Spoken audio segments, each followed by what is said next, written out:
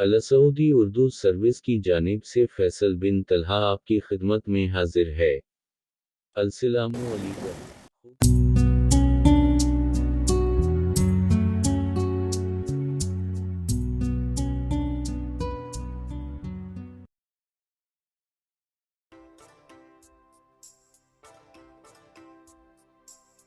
Court martial बहुत सुरूरी है।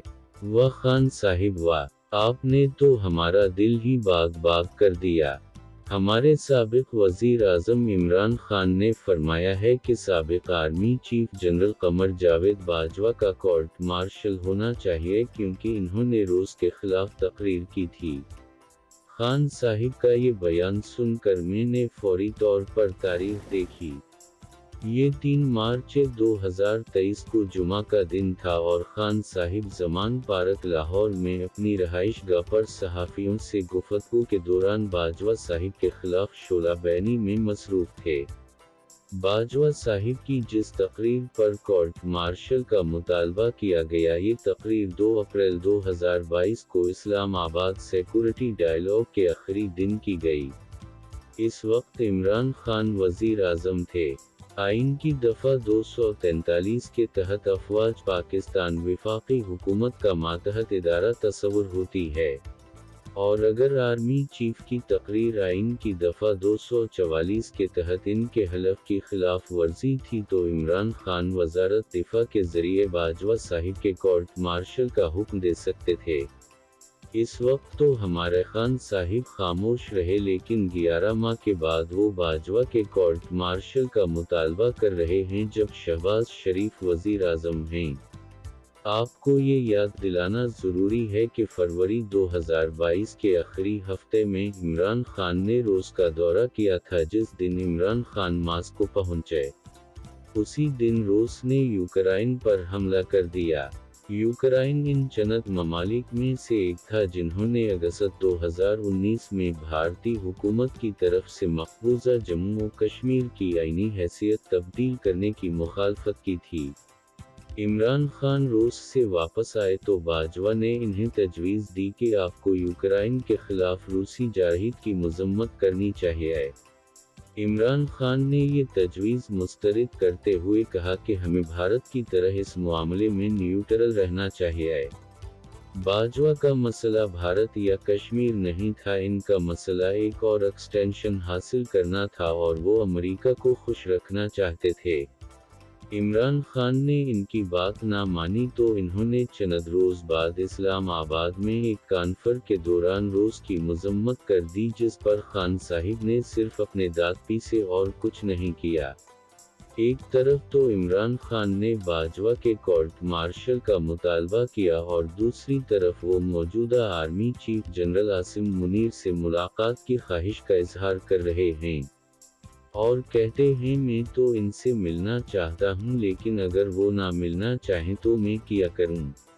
दरअसल सदर आरिफ अलवी इस मुलाकात के लिए बहुत कोशिश कर चुके हैं, लेकिन कोशिश कामयाब नहीं हुई क्योंकि जनरल आसिम मुनीर अगर इमरान खान से मिलेंगे तो फिर वो इल्ज़ामात की घिर जाएंगे जो खान साहिब फौज के हाजिर सर्विस अफसरान पर एक नहीं कई मरतबा लगा चुके हैं। वैसे में खान साहिब की जगह होता तो कभी जनरल आसिम मुनीर से मुलाकात की ख्वाहिश का इजहार ना करता। ये वही आसिम मुनीर हैं जिन्होंने जून 2019 में इंटर सर्विसेज इंटेलिजेंस के सरबराह की हैसियत से वजीर आज़म इमरान खान को बताया कि इनके इर्द गिर्द मौजूद कुछ अफराद करप्शन में मुलव्वस हैं, तो इमरान खान सिर्फ हो गए।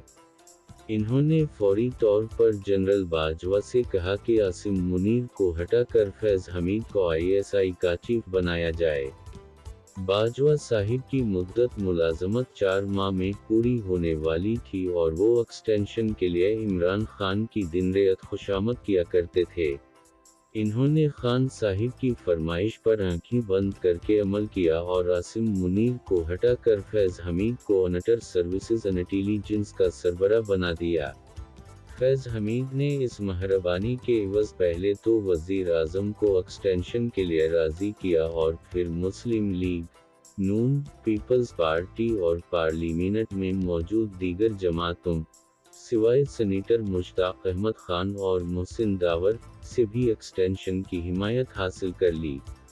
ایک ایکسٹینشن کے بعد باجوہ دوسری ایکسٹینشن لینا چاہتے تھے اور خان صاحب کو پریشر میں رکھنے لگے۔ خان صاحب کو وہ پریشر نہیں بھولتا اور آج وہ باجوہ کا کورٹ مارشل کرنا چاہتے ہیں۔ ان کی زبان سے باجوہ کے کورٹ مارشل کا مطالبہ سن کر میرا دل اس لیے باغ باغ ہو گیا کہ جب آئین سے غداری کے مقدمے میں جسٹس وقار سیٹھ نے سابق ڈکٹیٹر پرویز مشرف کو سزائے موت سنائی تو عمران خان اور جنرل باجوہ نے مل کر مشرف کو سزا سے بچایا تھا۔ آج خان صاحب اپنے شریک جرم کا تو کورٹ مارشل کرانا چاہتے ہیں لیکن ان جرائم کا اعتراف کرنے سے کترا رہے ہیں جو انہوں نے باجوہ کے ساتھ مل کر کیے۔ ان دونوں کا ایک مشترکہ جرم یہ ہے کہ انہوں نے مل کر پاکستان کو IMF کا غلام بنایا۔ IMF نے مطالبہ کیا کہ اسٹیٹ بینک آف پاکستان کو خود مختار کیا جائے تاکہ ڈالر کی قیمت پر حکومت کا کنٹرول ختم کیا جائے۔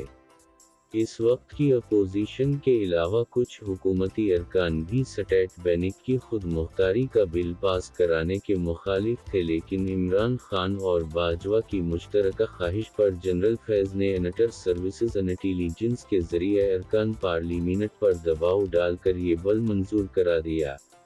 عمران خان کی طرف سے جنرل باجوہ کے کورٹ مارشل کا مطالبہ دراصل اپنے ہی خلاف مقدمہ کھولنے کی درخواست ہے۔